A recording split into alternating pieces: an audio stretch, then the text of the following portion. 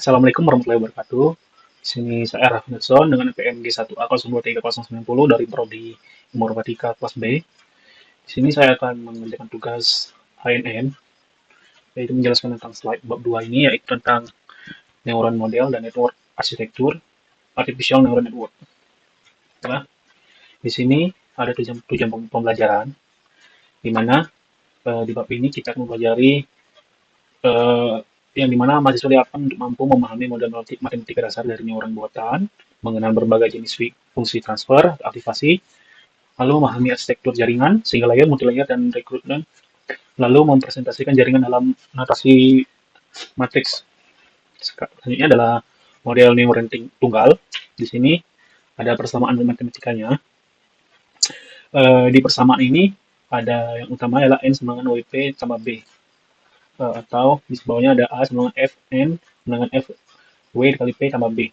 Di sini penjelasannya adalah P itu adalah input, W adalah weight-nya, lalu B adalah biasnya, N adalah net input, A adalah output, dan F adalah fungsi aktivasinya. Lalu di sini adalah cek atau anatomi neuron. Identifikasi komponen berlabel berikut pada diagram neuron, di mana di sini dijelaskan bahwa bagian A itu merupakan bagian weight-nya, B itu merupakan bagian biasnya, lalu C adalah net input, D transfer func, dan E adalah outputnya atau A-nya. Lalu di sini ada fungsi transfer atau aktivasi, di mana ada beberapa jenis fungsi aktivasi. Yang pertama adalah hard limit atau hard lim, range-nya 0 atau 1, kegunaannya biasanya untuk klasifikasi biner. Lalu ada linear atau purlin, ini klasifikasinya bebas, biasanya untuk aproksimasi linear. Lalu ada log sigmoid atau log sig, yaitu range-nya 0 atau 1, biasanya untuk probabilitas atau multilayer. Lalu ada tan sigmoid atau tansig, biasanya outputnya antara min 1 sama 1, biasanya untuk zero center hidden layer. Pilihan fungsi transfer menentukan sifat keputusan neuronnya nanti. Selanjutnya itu interpretasi geometris bias atau Bexil bisa dilambangkan. Bagaimana bias mempengaruhi garis keputusan? Contohnya, misal A sama dengan hard lim, W dikali P ditambah B, lalu garis batas atau decision boundary yang terjadi saat N sama 0. W dikali P tambah B sama 0, jika itu bagi P sama dengan min B dibagi W atau per W, jadi kasus B sama dengan 0, batasnya di P sama dengan 0 melewati origin, jadi kasus B tidak sama dengan 0, batas bergeser ke min B per W, atau fleksibilitasnya posisi. Kesimpulannya, bias memungkinkan neuron menggeser fungsi transfer ke kiri atau ke kanan tanpa mengubah kemiringannya.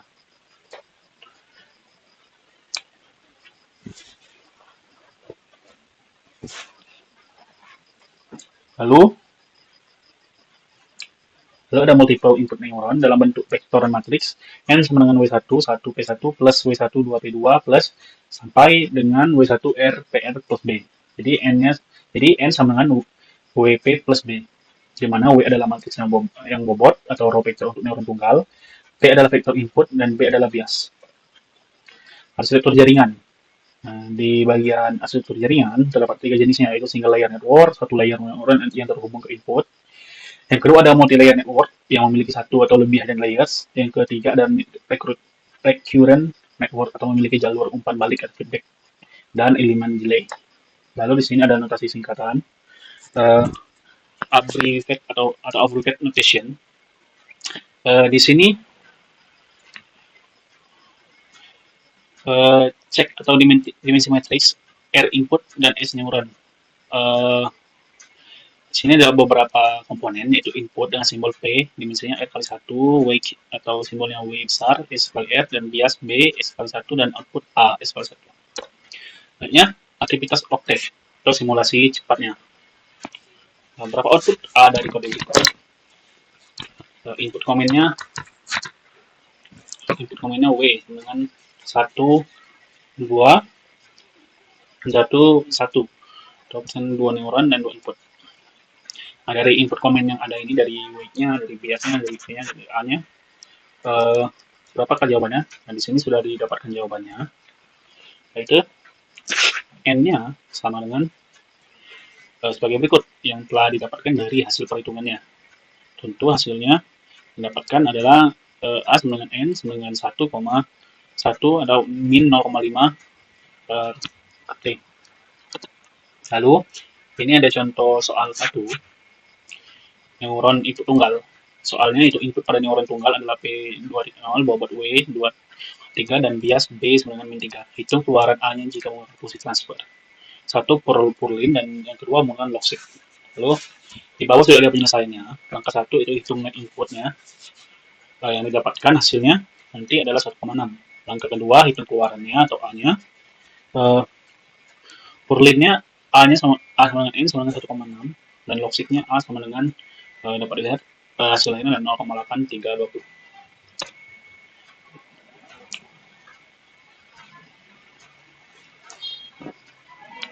Lalu di sini ada contoh soal yang kedua, yaitu neuron input jamak. Dimana soalnya adalah diberikan neuron dengan dua input, yaitu B 1,2 dan matriks bobotnya atau weight-nya 3 dan 2 dan input P-nya adalah min 5 dan 6. Oke. Hitung A-nya dengan fungsi hard-limit atau symmetrical hard-limit. Biasanya adalah langkah pertama adalah hitung inputnya, dimana weight-nya nanti akan dikalikan dengan P-nya. Yang dimana di sini sudah ada persamaannya yang akan kita dapatkan hasil akhirnya itu min 15 tambah 12 tambah 1,2 yaitu min 1,8. Lalu langkah keduanya adalah hitung keluarannya atau A-nya. A atau hard limit sama dengan 1 min 1,8. Karena min 1,8 lebih kecil daripada 0, maka fungsi symmetrical hard limit menghasilkan A sama dengan min 1. Lalu di sini adalah implementasi komputasi atau matrix form. Operasi dasar neuron dalam kode ini adalah Python atau NumPy. Import NumPy as np, n-nya sama dengan np dot w dan p-nya tambah b, a sama dengan log 6 kurang n. Octave atau MATLAB-nya itulah n sama dengan w kali p tambah b, lalu a log 6 n. Yang penting yang harus diperhatikan adalah pastikan dimensi w atau s kali r dan p r kali 1-nya sesuai. Lalu aktivitas pemrograman atau tugasnya. Di sini ada lihat gambar kerja seksi C untuk tugas, di sini tugasnya. Lalu tujuan dari tugas tersebut adalah menghubungkan teori matematika dengan eksekusi kode nyatanya.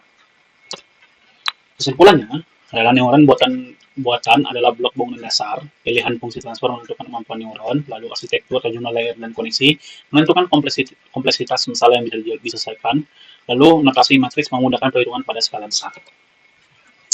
Baiklah, kita akan lanjut ke video pembahasan tugas bab 2.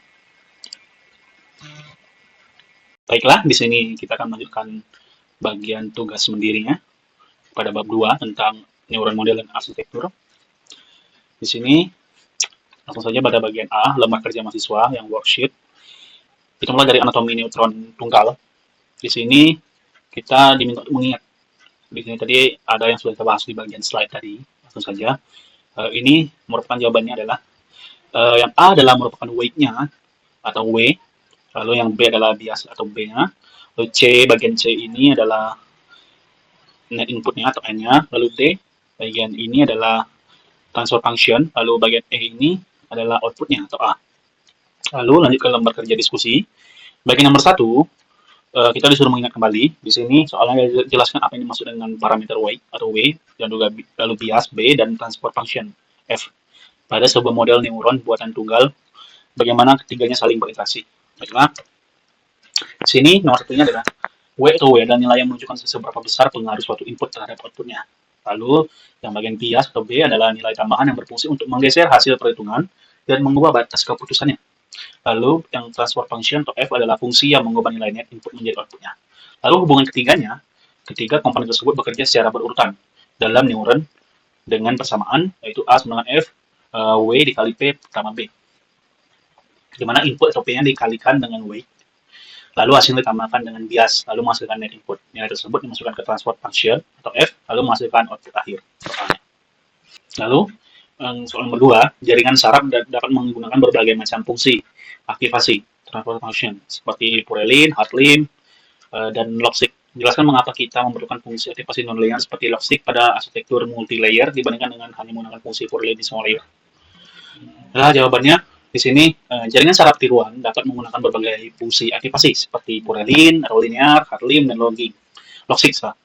atau non-linear. Namun, dalam arsitektur multilayer, penggunaan fungsi non-linear seperti logic dapat diperlukan. Jika semua layer hanya menggunakan fungsi linear atau Fourier, maka hasil akhir jaringan tetap merupakan fungsi linear, meskipun terdiri dari banyak layer. Hal ini terjadi karena kombinasi dari beberapa fungsi linear tetap menghasilkan fungsi linear. Akibatnya, jaringan tidak mampu mempelajari pola yang kompleks atau non-linear. Dengan kata lain, multilayer network menjadi tidak lebih kuat dibandingkan single layer network. Sebaliknya, fungsi non-linear seperti logic memungkinkan jaringan untuk memodelkan hubungan yang kompleks, lalu membentuk decision boundary yang tidak linear dan meningkatkan kemampuan representasi jaringan. Baiklah, di sini ada nomor tiganya, diberikan fungsi A sama dengan artilim WP tambah B, yang soal A ya, jika W sama dengan 1 dan B sama dengan 0, sekitarkan grafik A terhadap P untuk jika P lebih kecil atau sama dengan 3 dan jika P lebih besar atau sama dengan 3. Soal B, jika B diubah menjadi 1, ke arah mana grafik tersebut bergeser? Jelaskan dampaknya terhadap decision boundary. Oke, di sini jawaban nomor 3. Jika W sama dengan 1 dan B sama dengan 0, maka A sama dengan artilim P sama dengan 2. Jika P lebih kecil dari 0, maka A sama dengan 0. Jika P lebih besar atau sama dengan 0, maka A sama dengan 1. Grafik berbentuk fungsi step atau tangga dengan batas di P sama dengan 0. Lalu yang B-nya, jika B sama dengan 1, A-nya artilimnya P sama dengan P-1, batasnya terdiri saat P-1 sama dengan 0 atau P sama dengan 1. Grafik bergeser ke kanan sejauh 1 satuan. Dampak terhadap decision boundary yaitu perubahan bias menyebabkan pergeseran decision boundary tanpa mengubah bentuk grafik. Hal ini menunjukkan bahwa bias berfungsi untuk mengatur posisi batas kemampuan. Sini soal nomor 4, itu bandingkan arsitektur freight forward network berlapis JAMA atau multilayer dengan arsitektur recurrent network. Analisis bagaimana keberadaan delay atau integrator pada recurrent network mempengaruhi kemampuannya dalam memproses informasi berdimensi waktu. Nah, di sini jawaban nomor 4. Untuk feed forward network, sini aliran datanya satu arah atau input menuju output, tidak memiliki feedback, tidak memiliki memori, dan cocok untuk data statis. Lalu untuk recurrent network, di sini memiliki feedback, yaitu outputnya kembali ke input, dan memiliki memori, dan dapat memproses data berurutan atau time series. Analisisnya, keberadaan delay atau integrator pada recurrent network memungkinkan jaringan untuk menyimpan informasi dari waktu sebelumnya, memahami pola temporer, memproses data seperti teks, suara, atau cuaca, dan itu adalah hasil analisis dari keduanya. Baiklah, soal nomor 5. Anda ditugaskan untuk merancang jaringan saraf tiruan yang memprediksi probabilitas curah hujan, di mana letak nilainya harus selalu di antara 0 hingga 1. Evaluasilah penggunaan fungsi Purelin pada output layer untuk masalah ini. Apakah fungsi tersebut tepat? Jika tidak, usulkan fungsi yang lebih baik dan berikan argumen Anda. Baiklah. Nomor 5. Fungsi Purelin mungkin tidak terlalu tepat ya, digunakan untuk memprediksi probabilitas karena outputnya tidak terbatas dan dapat bernilai negatif atau lebih dari 1. Padahal probabilitas harus berada di rentang 0, lebih besar dari 0 atau rentangnya antara 0 dan 1. Solusinya, gunakan fungsi logic atau logismoid karena output selalu di antara 0 dan 1, lalu sesuai untuk interpretasi probabilitas. Baiklah, itu saja tugas penjelasan dari saya. Saya akhiri. Assalamualaikum warahmatullahi wabarakatuh.